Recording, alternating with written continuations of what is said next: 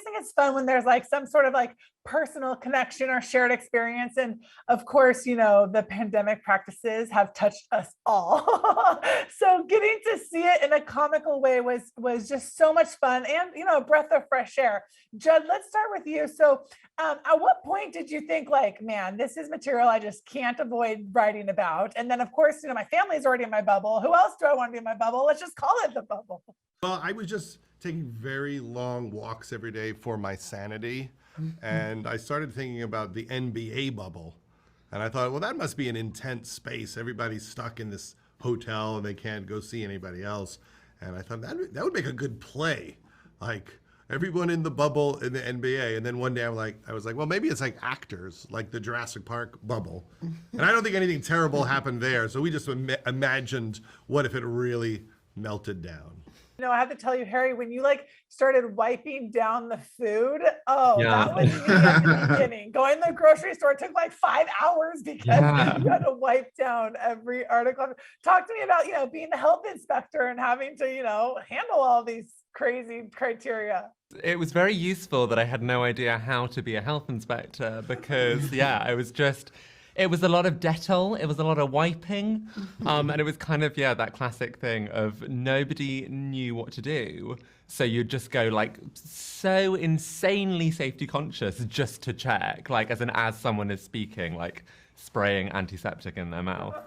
Samson, the whole idea of like, Bola, the idea that we all have to wear so many hats and play so many different roles. I'm a wheeler dealer. I'm like, in London, we've got a guy called Rodney from Only Fools and Horses who does a bunch of different jobs. So I just kind of channeled my inner Rodney. Did very well. And threw it into a Nigerian accent, put the scarf on, and just did what we had to do. Yeah, it came naturally. What was the filming process really like? I mean, did you initially go and quarantine and kind of pull experiences from what happened there? And what did that look like?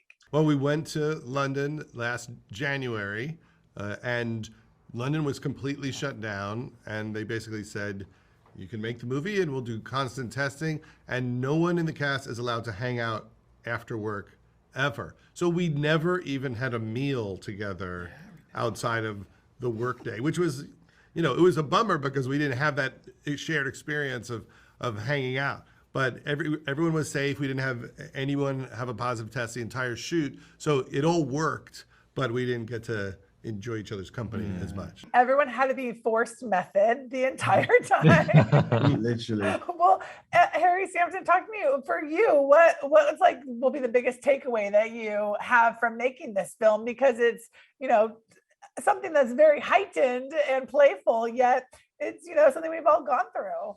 It was quite surreal because we're coming to work every day with people who we love, and everyone kind of built this bond on set, and then you forget that once you leave set, you have to go home and stay home.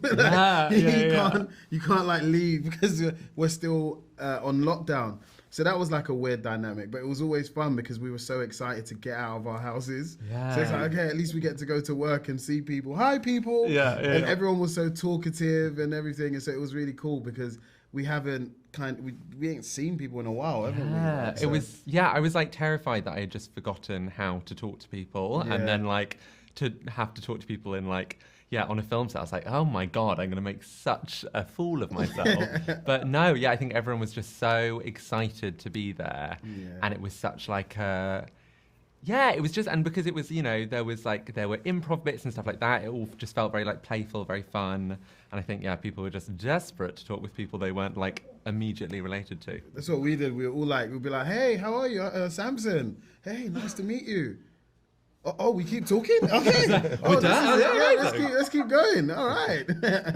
Judd, was probably the first time that everybody showed up on time when they were supposed to be there, so eager just to get out of their areas. Definitely there was a spirit of, we've been cooped up for a long time and, we want to be fun and creative. And I always think I don't have much to offer the world except making things that are big and stupid that might give you a break for a couple of hours. And that's what our intention was. Like, we've all been through this together. Are we allowed to laugh at what was awful about it?